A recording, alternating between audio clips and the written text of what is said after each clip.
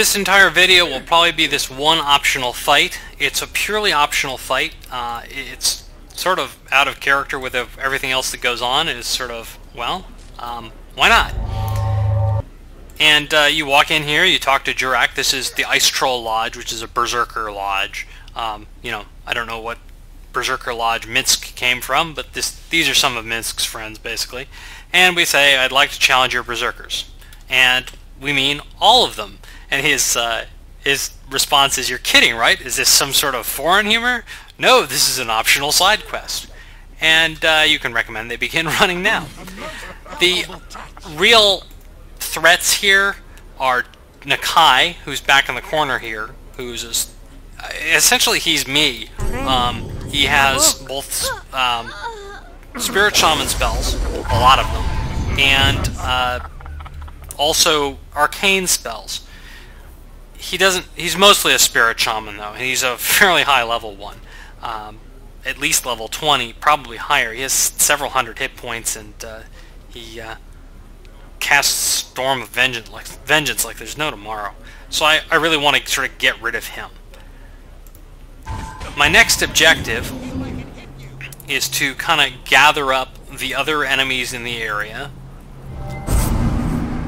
That's liable to leave a scar. And once they're fairly close together, I'm going to cast Vampiric Feast. And just try and, you know, cut down on the number of enemies I have to fight. There's still quite a few of them left. So, now that Nakai is going to be out of the picture for a while, I'm just going to start spamming ice storms at them.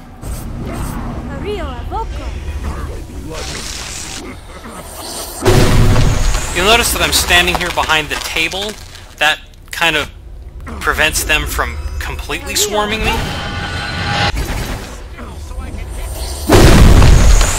Lena here is Yulia here is a wizard. Fortunately, she's not quite as dangerous because she doesn't, unlike most of the wizards in this game, she does not actually have a way to paralyze you. She just casts attack spells.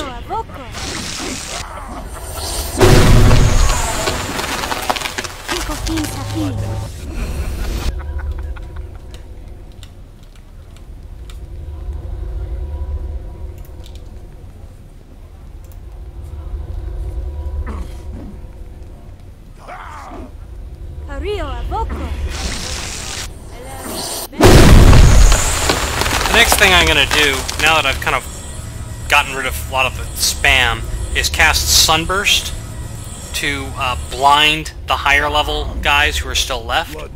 They're actually just Nakai's pet, just managed to avoid them.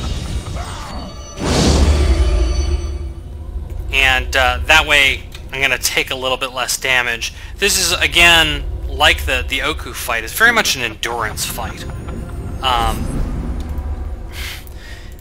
Once you beat all the enemies here, there's another enemy that shows up, so...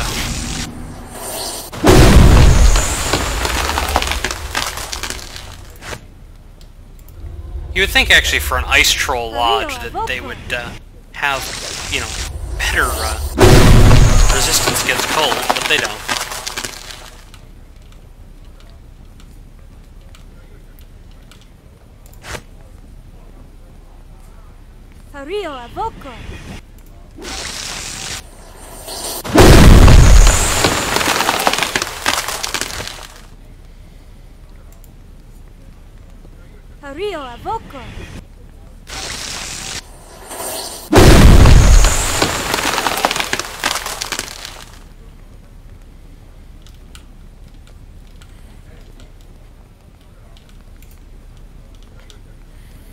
And Yulia here is alone, so I'm going to that. Leaves me with 3 guys out over here, and Nakai. Since they're all blinded, I'm actually going to go and have a chat with Nakai. He's immune to fire, so I can't use some of my lower level spells on him, which is kind of annoying, actually. But let's vampiric touch him.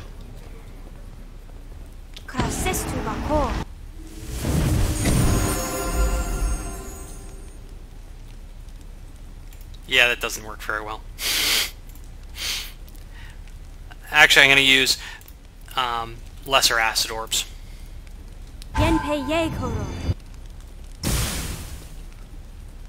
This is not a particularly powerful spell, but since this is such a long fight, I don't want to use spells that are important to use, because otherwise I will just run out.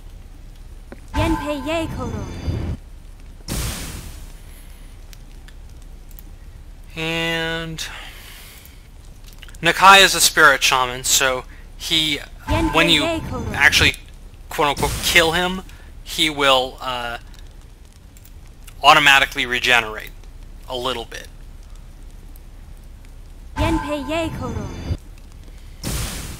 Like that.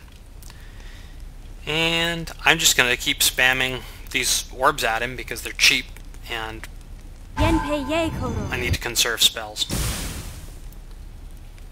Uh-oh, getting back up. Well, we can't have that. Since he's almost dead, I'm just going to make him more than almost dead. And we just need to finish him off. I'll just use a basic missile storm. What did he do? I think he may have cast Ethereal Jaunt. Let's look back at the log here. Spirit Journey, which, same thing.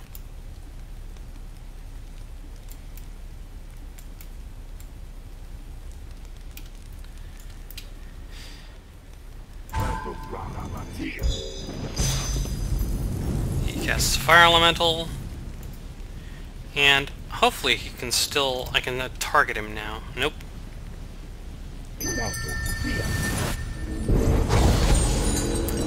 He dispelled Vampiric Touch. Hopefully that's all, that can, yeah, that counts as an offensive spell.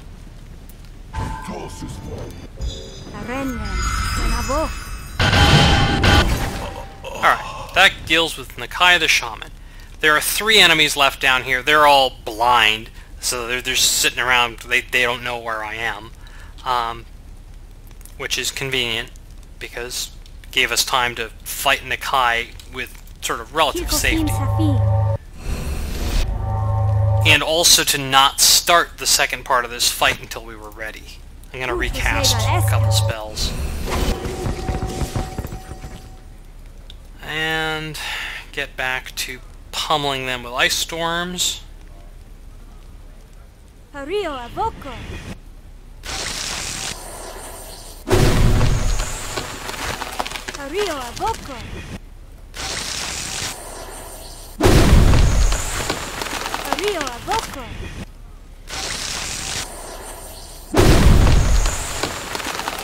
Alright, as soon as I kill Yegor here, I'm going to get the next phase of the fight will start, so I'm going to prepare a little bit.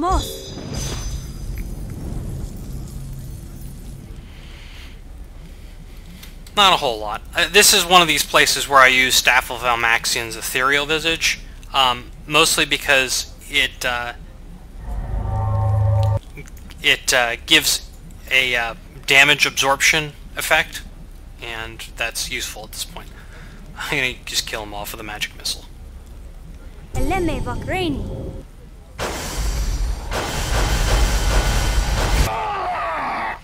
And our friend the Badger from outside joins us, and he's angry.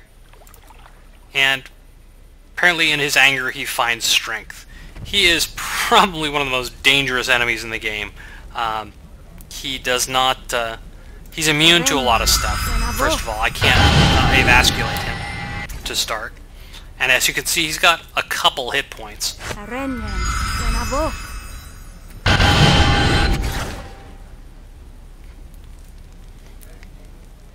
Notice, if you look at the log here, I hit him for he hit me for 60 damage there. Now, I'm a little concerned that he seems to be ignoring my shadows, but we'll have to see what we can do about that.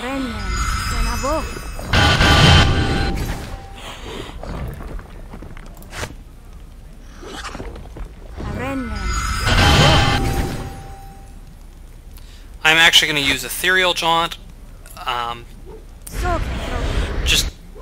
Dang it. Just to see if I can get him to focus fire on my elemental for a second, so that I can put some distance and... Keeps disrupting the spell. Oh well, let's just kill him.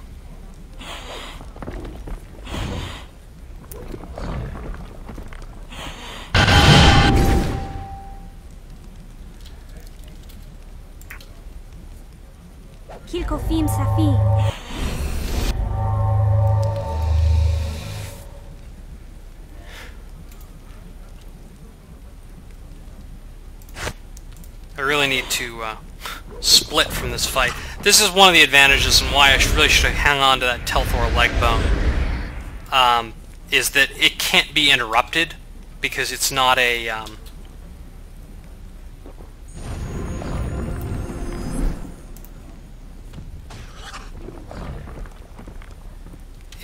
spell you're casting, which, given the nature of when I use it, is very important. As you can see, this thing is vicious. Oh, there's a berserker there who stayed asleep. He just utterly killed my elemental in like no time at all. I think he also regenerates, so I better get back to this.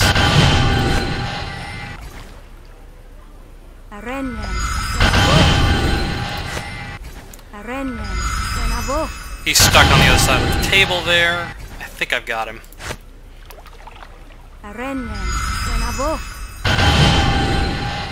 Yep. He's worth almost 2,000 XP in and of himself. I'll clean up and meet you on the outside of the lodge. To go over the loot we got from that easy fight. There are 2 rings of protection, a +4 and a +5. There's a ring called Heart of Rashman. I'll get back to that. This is what you get for killing the angry badger. There's a ring of regeneration, which is a little redundant since I have Farnath's Redemption. There's this item, the Amulet of the Master, which is important for me because it again gives me another diplomacy bonus, and between this and Finch's hat and my decent charisma and greater heroism, I should be able to make most of the diplomacy checks, even though I have no points in the skill. There's some Amulets of Natural Armor, which are redundant with spells I can cast, so I'm not going to bother with them. Another set of Boots of Hardiness +3. It's the 3rd set we've seen. They're a good item, but I don't need any more of them. This Golden Circlet, which gives immunity to mind-affecting spells. It's not bad. Honestly, I may actually use it instead of Finch's Finest Hat. The only thing Finch's gives me is the diplomacy. I get better charisma and dexterity bonuses from other items. But I will definitely hang on to Finch's Finest Hat because I'll need it for the diplomacy bonuses. Same thing with the Amulet of the Master. There are some Bracers of Armor +8, which are better than what I have currently. I'll have to make a decision as to whether... I guess I may just use them, and I'll just throw Cat's Grace back in my list of standard buffs. Where is it? There it is. There's a Belt of Storm Giant Strength, which is +10 strength. Very nice item. Useless to me, but a nice item if you have anybody who is a fighter. And since it has only the 1 enhancement on it, it's an ideal item for further enchantment. There are also... You also get 2 sets of Rashani Berserker Chainmail, which is just chainmail. And this Barbarian's outfit, which is just a robe with +5 armor, and it looks stupid. Those are the spoils from the Berserker Lodge fight, which I don't know if it's the hardest fight in the game, but it's definitely one of the more interesting, challenging side fights that they bothered to include. For most part, for me, it's just a lot of money, though I will keep a couple of the items, like this amulet. The Heart of Rashman is a very important ring, just from the standpoint of it gives freedom of movement, it gives permanent haste, improved evasion, which, you know, it's not that important, and regeneration +5. it's essentially going to replace my Ring of Power, which means I don't have any innate elemental resistances, and so I may end up casting some protection from energy sometimes just to get around certain areas. I'm immune to cold, of course, though I do take extra damage from fire because of the Orglash Crystal. The most important thing about it, though, is that it's a permanent haste item. It's the only default permanent haste item in the game. You can also cast that as an enchantment later on, though it's a little complicated to do so. And you can also cast Persistent Haste off of Sophia. It's one of the spells she has just available. She doesn't start with it memorized, but there's no reason you can't memorize it. Anyway, I'm going to cut this video short here. It's sort of a short video. It's only, it's shorter than some of the other videos. But it was an event unto itself. I'm just going to sell off all this junk.